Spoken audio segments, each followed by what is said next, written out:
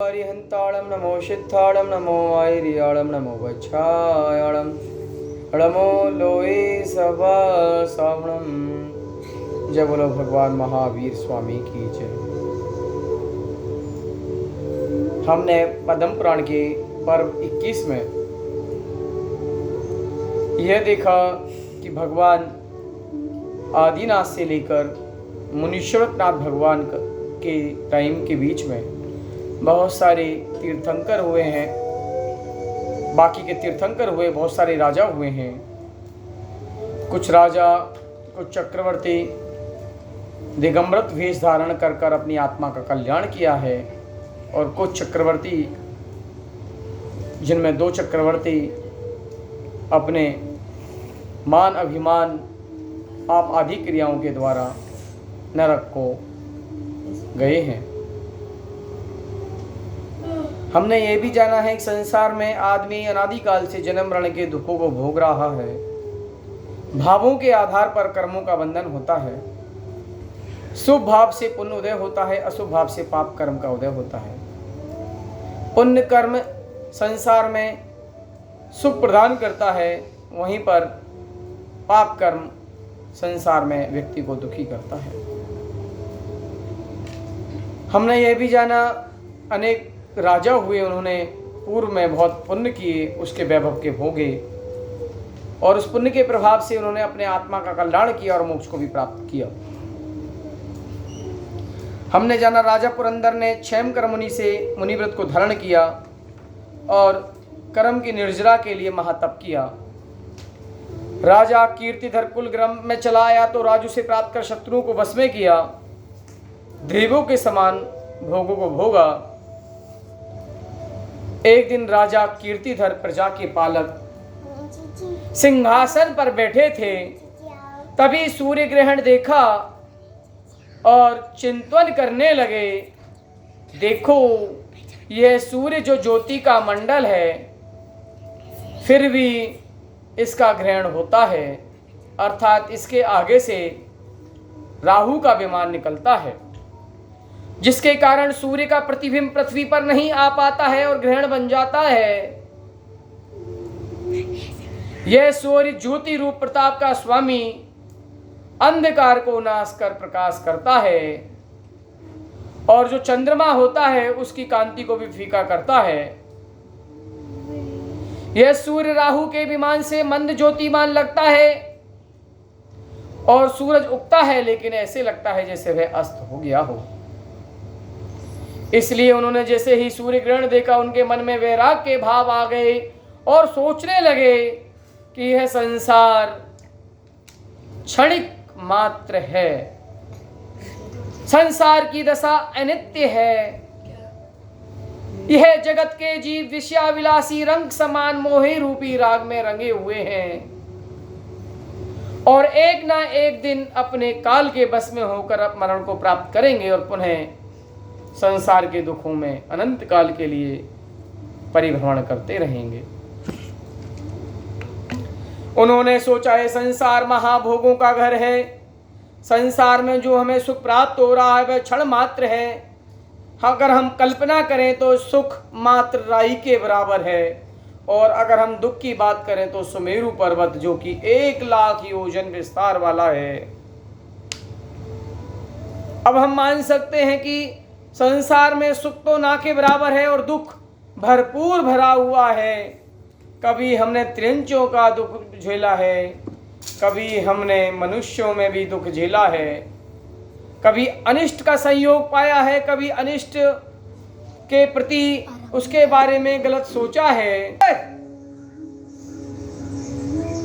इस प्रकार से हमने यह जाना है, उन्हें वीतराग धर्म को अपनाना हितकर होगा। इस कारण उन्होंने इस संसार को जल के बुदबुदे के समान समझा।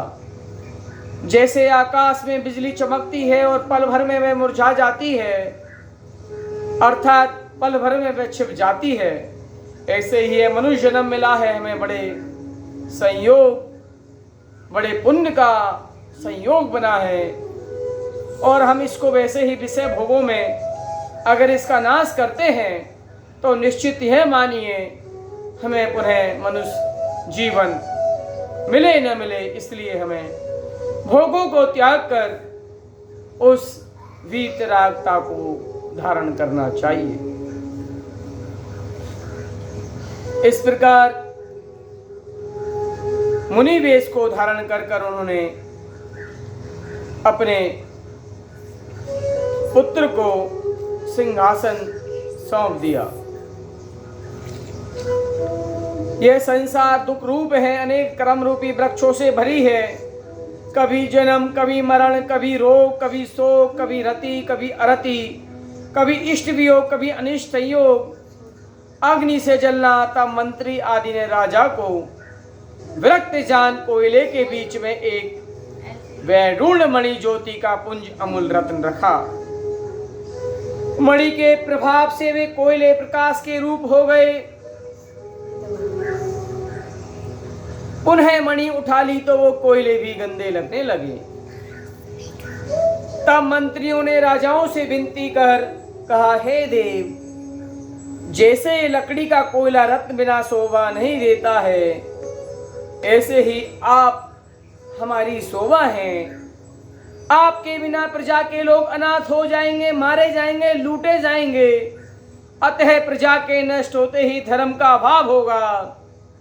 इसलिए जैसे आपके पिता ने आपको राज देकर मुनि हुए हैं, ऐसे आप भी अपने पुत्र को राज देकर दिन जिक्था धारण करना, अर्थात मुनि पद धारण करना।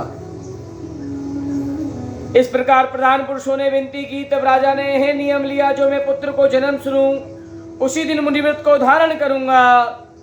यह प्रतिज्ञा कर इंद्र समान भोगों को भोगता रहा, प्रजा को सुख देता हुआ राज किया। उसके राज्य में रानी सहदेवी सहित शयन कर रहे थे। इस कारण रानी का गर्व रहा। सर्वगुणों का पात्र पुत्र गर्भ में आया। पृथ्वी के प्रतिपालन में समर्थ। जब पुत्र का जन्म हुआ, जैसे ही उसे पता लगी कि रानी ने पति का वैराग होने का कारण, तब रानी ने पति को वैराग होने के भय से पुत्र का जन्म प्रकट नहीं किया और अपने पति से यह बात गुप्त रखी। कहा गया है, जैसे रुई के अंदर आग एक समय बाद स्वतः ही प्रकट होती है, रात्रि के समय के पश्चात सूर्य अपनी ज्योति को बिखेरता है। इस कारण वह ज्योति अपने आप प्रकट होती है। किसी दरिद्र मनुष्य ने धन का लोभ देकर राजा से कहा, तब राजा ने मुकुट आदि सर्व आभूषण शरीर से उतार कर दिए एवं घोष शाखा नगर महारमणीक अति धन की उत्पत्ति का स्थान 100 गांव सहित दिया। पुत्र 15 दिन का माता की गोद में था, उसे तिलक लगाकर राज्य दिया, जिससे अयोध्या अति शोभायमान हुई। अयोध्या का कौशल भी है, इसलिए राजकुमार का नाम सुकौशल हुआ। कैसा है सुकौशल? सुंदर आकृति का धारी। सुकौशल को राज देकर राजा कीर्तिधर घर रूपी बंदी गृह से निकलकर तप करने वन में गए। मुनि पद को धारण किया। तब से उत्पन्न हुआ जो तेज, उससे जैसे मेघ पटल से रहे सूर्य सुशोभित होता है, ऐसे शोभा रूपी ज्योति को प्राप्त हुए। जावाणी के ज्ञान से सूझे लोकालोक, सोवाणी मस्तक नमो सदा दे तुहूंढो। हे जिनवाणी भारती तो ही जपू दिन रेन, जो तेरा शरण आ गए सो पावे सुख चैन।